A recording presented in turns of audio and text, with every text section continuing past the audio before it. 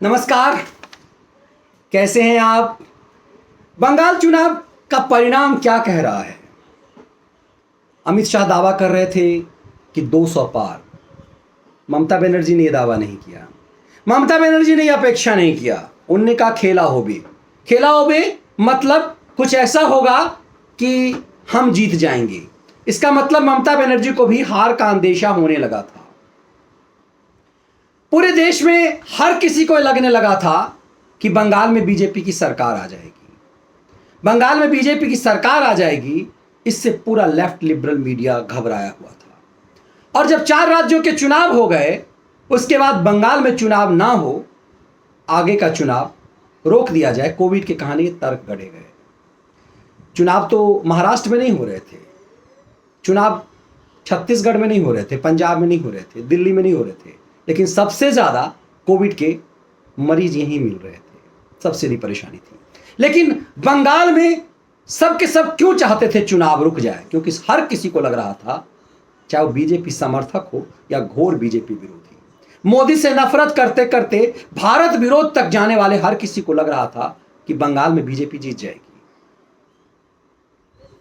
राशिद किदवई जैसे लोग इस हताशा में यह कहने लगे कि यदि बंगाल में बीजेपी जीत गई, इसका मतलब इस देश में लोकतंत्र को खत्म कर देना पड़ेगा। मतलब जैसे लगा कि बपौती उनकी है, खत्म कर देना।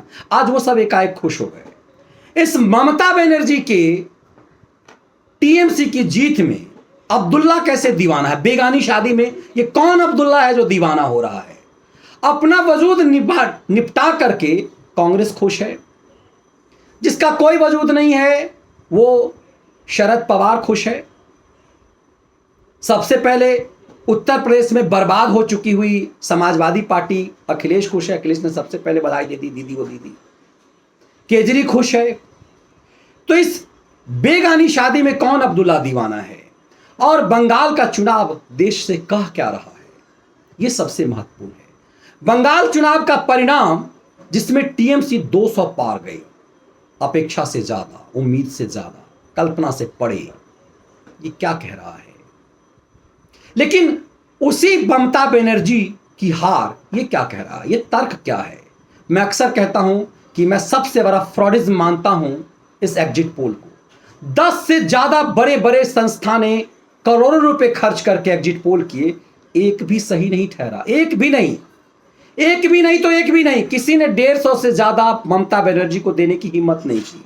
बीजेपी को जिताने की कोई हिम्मत इसलिए नहीं कर रहा था कि लोगों को यह लग रहा था कि ऐसा कैसे कर सकते हैं, जिस राज्य में बीजेपी के 3 विधायक हैं उसे जीत कैसे दिखा सकते हैं। इसीलिए तुक्का इस लेवल का मार नहीं पा रहे थे। लेकिन ममता बनर्जी के लिए तो हर कोई मान रहा था कि पिछली बार से कमजोर होकर के आएंगी। लेकिन पिछली बार से वो इतनी मजबूत होकर के आई, तब जब ममता बनर्जी के लिए कहा गया कि बंगाल को उसने तबाही में ला दिया। केंद्र की टकरा करके केंद्र की कोई योजना नहीं लागू की गई। मेरे जैसे लोग भी ये मानने लगे कि 18,000 रुपए जो सीधे अकाउंट में जाएगा बंगाल के किसानों का को, तो ऐसे में बीजेपी की जीत तो तय है। मल्लाहों को, मछुआरों को जाएगा उसी ढंग का वही राशि, क्योंकि बंगाल में तालाब बहुत हैं, नदियां बहुत है। तो इसका मतलब है कि ये चीजें हैं जिसके कारण बीजेपी की जीत तय है, ममता का जाना तय है। हर कोई ये मान रहा था कि ममता का जाना तय है। इसीलिए काउंटिंग के समय में भी मैंने कल सुप्रीम कोर्ट के जजमेंट पे एक विश्लेषण किया था द व्यूज मीडिया पर, जो जिस चैनल पे आजकल मैं लाइव आता हूं, कि ये सुप्रीम कोर्ट में एक याचिका दाखिल क्यों की गई कि उत्तर प्रदेश में पंचायत चुनाव की काउंटिंग रोक दी जाए। इसलिए कि यदि उत्तर प्रदेश में पंचायत चुनाव की काउंटिंग रोक दी जाएगी तो बंगाल में भी काउंटिंग रोक दी जाएगी, ताकि जीत का जश्न बीजेपी ना मना सके। मतलब हर किसी को यह लगता था कि बीजेपी ही जीतेगी। बीजेपी के कार्यकर्ताओं को, बीजेपी के नेताओं को और घोर बीजेपी विरोधी को, बीजेपी छोड़िए मोदी विरोधी को, मोदी विरोध में राष्ट्र विरोध तक जाने वाले हर किसी को, खैरात, कांग्रेस के खैरात पर सालों तक पलने वालों को। कांग्रेस के खैरात पे कौन पल रहे हैं? जो कांग्रेसी और जो लेफ्टिस्ट हैं, जिसे कांग्रेस ने पाल रखा है, जो दिल्ली में जिसे पाल रखा है। भले ही वो केरल में उसके साथ चुनाव अलग लड़ती है, बंगाल में उसके साथ लड़ती है, लेकिन बंगाल में वामपंथ की सरकार होने के बावजूद इन वामपंथियों को कांग्रेस ने पाला है, प्रोफेसर बना के, लेक्चरर बना करके, स्कूलों में शिक्षक बना करके, पूरे वामपंथ को जेएनयू विश्वविद्यालय बना करके, कि ताकि ये कांग्रेस के खिलाफ कम बोले, कांग्रेस के खैरात पर ये पलते रहें। लेकिन वो कांग्रेस विचारधारा और वो लेफ्ट विचारधारा, जो अपने आप को लेफ्ट कह करके सत्ता का मतलब कि हम सत्ता की से जुड़े हुए नहीं हैं, हम कांग्रेसी नहीं हैं, लेकिन हम हैं कांग्रेसी ही। हम कहने के लिए लेफ्ट से दिखाने के लिए बनेंगे, लेकिन नोच करके पिस्सू बन करके खाएंगे। उस मानसिकता को ये डर लग रहा था कि यदि बंगाल में टीएमसी नहीं आएगी तो बीजेपी और मजबूत हो जाएगी। तो जिस टीएमसी से इन पिस्सुओं को, लेफ्ट लिबरल गिरोह के पिस्सुओं को मतलब नहीं, जिनसे खैरात नहीं मिलता जिस ममता बनर्जी से, उस ममता बनर्जी की जीत के लिए ये अब्दुल्ला क्यों दीवाने हैं? बंगाल का रिजल्ट क्या कह रहा है? बंगाल का रिजल्ट क्या ममता बनर्जी के पक्ष में गया? तो फिर नंदीग्राम से क्यों हार गई वो? नंदीग्राम बलपूर्वक तो उन्हें गर्दन पे हाथ रख करके तो नंदीग्राम भेजा नहीं गया था। नंदीग्राम ने अपने भवानीपुर के सीट को छोड़ करके वो वहां गई थी। राहुल गांधी से भी एक कदम आगे। राहुल गांधी तो कम से कम अमेठी से चुनाव भी लड़े थे। ममता बनर्जी तो छोड़ के चली गई थी भवानीपुर पारंपरिक सीट, क्योंकि ममता को, इसका मतलब है कि ममता बनर्जी को पता था कि उनकी कार्यशैली से पब्लिक नाराज है। इसका मतलब यह है कि ममता बनर्जी चुनाव हार गई हैं। जीत कौन गया है? इसमें जीत ममता बनर्जी की नहीं हुई है। जीत, इसका मतलब है कि जीत इसमें उस भय की हुई है जो तुष्टीकरण का वोट एकजुट हुआ, उसकी हुई है जो मोदी विरोध में राष्ट्र विरोध तक गया कि यदि बंगाल में आ जाएगा तो हमारा खैरात बंद हो जाएगा। इसका मतलब है कि बंगाल की जनता ने ममता बनर्जी को हरा दिया, लेकिन मोदी को भी हरा दिया। तो फिर जीत कौन गया?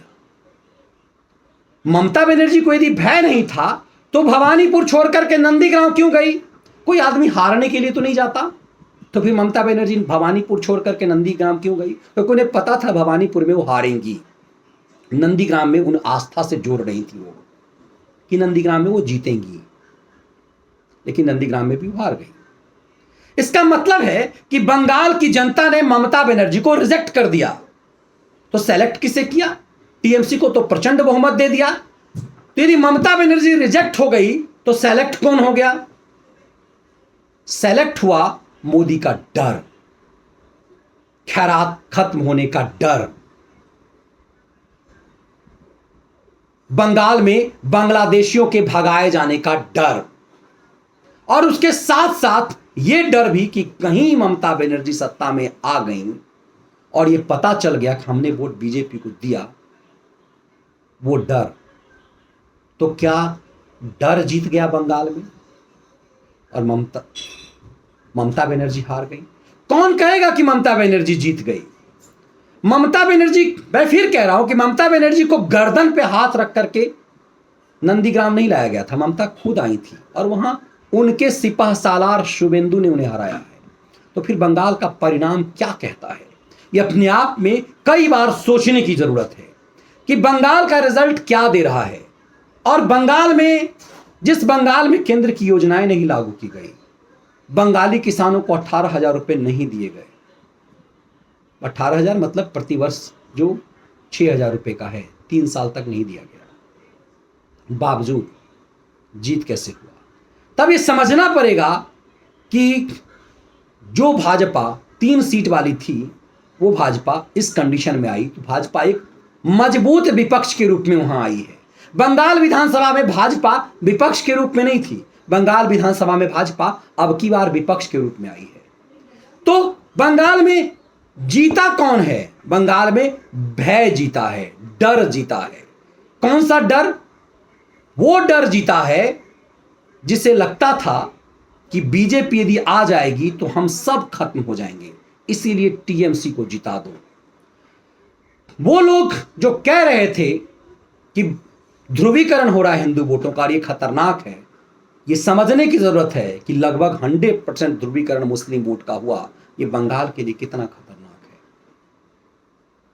ओवैसी जमानत वक्त जब बचाना तो छोड़ दीजिए, कई जगह 200 वोट भी नहीं मिले। जो ओवैसी आज के डेट में आजम खान के खात्मे के बाद मुसलमानों का सबसे बड़ा नेता है इस देश में, उसे रिजेक्ट किया गया। पीरजादा जो बंगाल का हीरो है, कांग्रेस जिसका लटकन बन करके, वही उसे रिजेक्ट किया गया। तो क्या भारत में, बंगाल में हरे टिड्डे पीरजादा को नहीं मानते, ओवैसी की सांप्रदायिक सोच को नहीं मानते, फिर बंगाल में ओवैसी की रैलियों में इतनी भीड़, इतना ताली क्यों बजता था? दरअसल प्रेम तो वो उसी से कर रहे थे, लेकिन उन्हें लग रहा था कि ओवैसी, 2-4 ओवैसी के खिलाड़ियों को जिता देने से, जिस दिन वो बंगाल में हर सीट पर ओवैसी के लोगों को, पीरजादाओं को जिताने के कंडीशन में हो जाएंगे मैक्सिमम सीट पर, उस दिन किसी टीएमसी की कोई औकात नहीं रहेगी।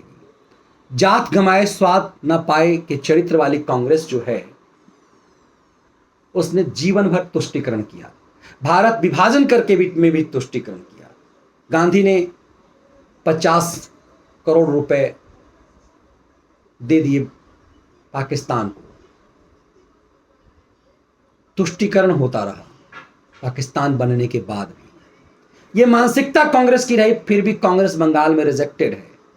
कांग्रेस से बड़ी तुष्टीकरण की कोई पार्टी नहीं है, क्योंकि केरल में मुस्लिम लीग, भारत विभाजित करने वाली मुस्लिम लीग उसकी सहयोगी पार्टी है। लेकिन उस कांग्रेस को किस औकात पर बंगाल में रखा गया, ये समझना जरूरी है।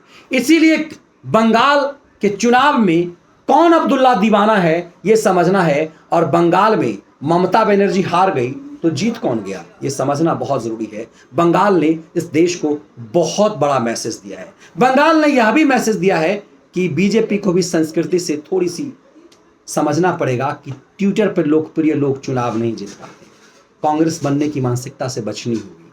ये बंगाल ने एक सीख दी है, और यह बात तो तय हो गया है कि विपक्ष तो कोई ना कोई रहेगा, लेकिन वो कांग्रेस नहीं रहेगी। बंगाल ने ये संदेश दिया है। बहुत बहुत धन्यवाद। यदि आपको विश्लेषण पसंद आता है तो चैनल को लाइक और सब्सक्राइब जरूर कीजिए, और लाइव देखने के लिए, हमारे साथ लाइव शो देखने के लिए द मनीष ठाकुर शो के साथ द व्यूज मीडिया को सब्सक्राइब कर लीजिए, चैनल को लाइक कीजिए और उस बटन को दबा दीजिए, ताकि आपको घंटी दबा दीजिए, ताकि आपको रेगुलर आपको नोटिफिकेशन मिले, ताकि आप लाइव जुड़ सकें। तो अभी चूंकि द मनीष ठाकुर शो पे लाइव बंद है, खैरातियों ने, बेईमानों ने, राक्षसी टोली ने उस पर स्ट्राइक मारा हुआ है, तो आपको द व्यूज मीडिया पर लाइव मिल पा रहा है। वहां आइए और लाइव विश्लेषण में सवाल जवाब में हिस्सेदार बनिए, क्योंकि आप अक्सर कहते हैं कि आपके साथ, मेरे साथ आपको सवाल जवाब में मजा आता है, क्योंकि मैं इस जर्नलिज्म को टू वे मानता हूं। मुझे भी मजा लाइव में ज्यादा आता है, ताकि आपसे मैं संवाद कर सकूं, सीधा संवाद कर सकूं। तो द व्यूज मीडिया चैनल को जरूर सब्सक्राइब कर लीजिए और अपना ध्यान रखिए। बहुत बहुत धन्यवाद, बहुत आभार।